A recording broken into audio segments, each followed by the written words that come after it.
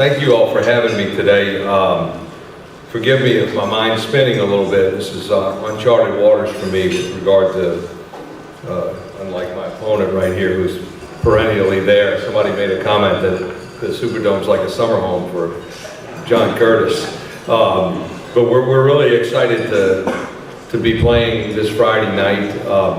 Had a great, last 3 weeks, someone asked me this question earlier. I think we're getting better week by week, and this is the time to get better. We had a great outing against Rummel this past Saturday night, where our kids just responded and played. I don't know if we could have played much better. Offensively, quarterback Trey LaForge was 17 of 21, and I forget the yardage on it, but he was very impressive. And these guys just continue to respond. Our defense has been playing well.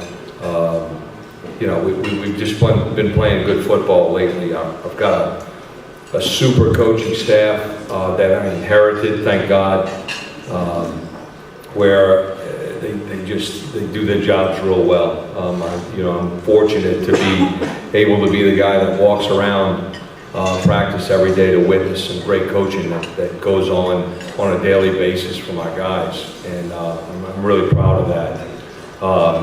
Also, I get a front row seat on game night to watch these guys do their jobs, and it's been something else. Great senior class, and I've never been a part of a great football team that didn't have a tremendous senior class. We've had some talented classes in the past that maybe weren't as strong or as senior laden as some of the others, but I don't think you get to this point without having great senior leadership. And of course, our community is really excited about it. The Jesuit community, we've been talking about the 1978 game for 36 years now, about, hey, when are we going to get back? When are we going to get back there? And fortunately, we've done some things the right way, and got great effort from our kids and our coaches, and we're back. And it's been 54 years, if I'm not mistaken, since the last time Jesuit won a state championship.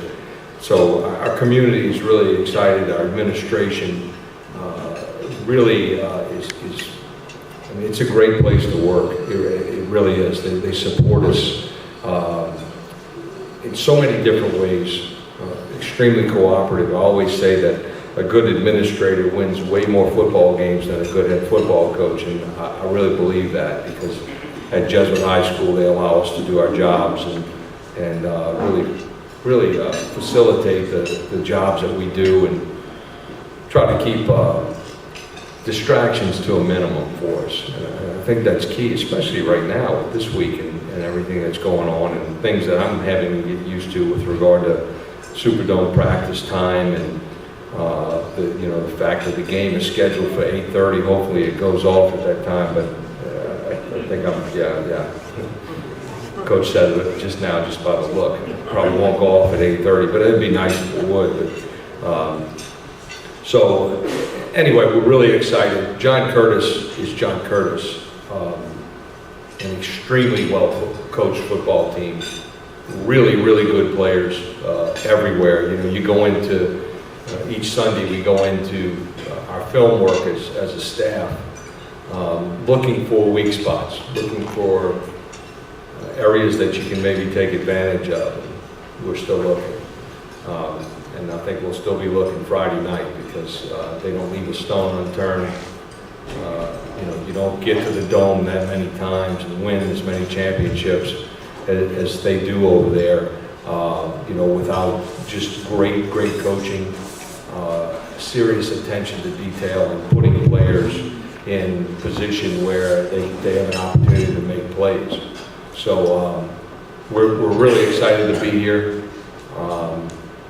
But again, like what we've done all year, is we try to treat every ball game with equal importance, with the great respect we have for all of our opponents. We try to keep the same routine day in and day out.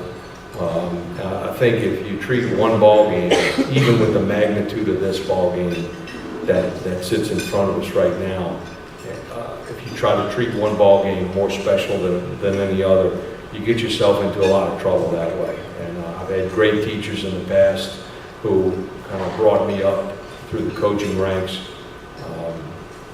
and listening to their advice and really trying to focus everything in that direction where we're going to treat this ball game just like we treated week 1, week 3, week 10, and last week with that same level of respect and importance. I think we'll be ready to play at that time, but that remains to be seen. Anyway, hats off. Congrats, Coach, on being there again.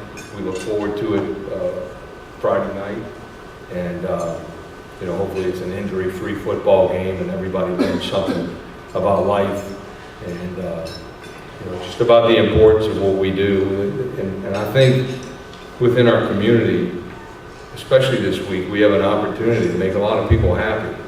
I know a lot of people are happy that we've gotten to this point, and our kids thrive on the fact that we're able to have not just our football team and our coaches happy about this, but really have our community really excited about trying to reach that excellence in football. I know we'll have a good showing.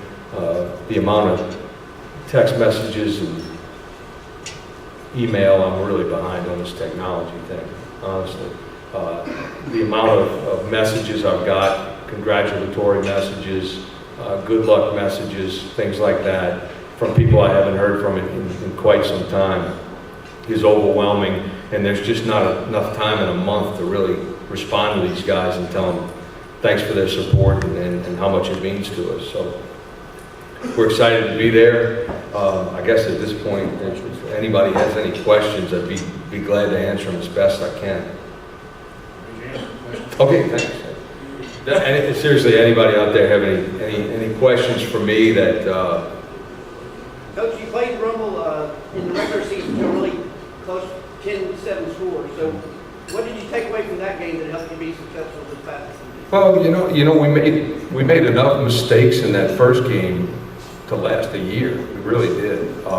They gave us a few opportunities that we didn't capitalize on, and against a fine football team and a winning football team like they are, you can't get away with missing those opportunities, and we missed them and ended up losing the game. Going into the second game, we didn't treat it any differently, as I said before. We felt like there were some things that if we had capitalized on the first time, we could have won. We changed the game plan just a little bit. I don't think you can duplicate a game plan, even back to when we played St. Aug for the second time. One of the first things we talked about was, we won 34-20. Is that me?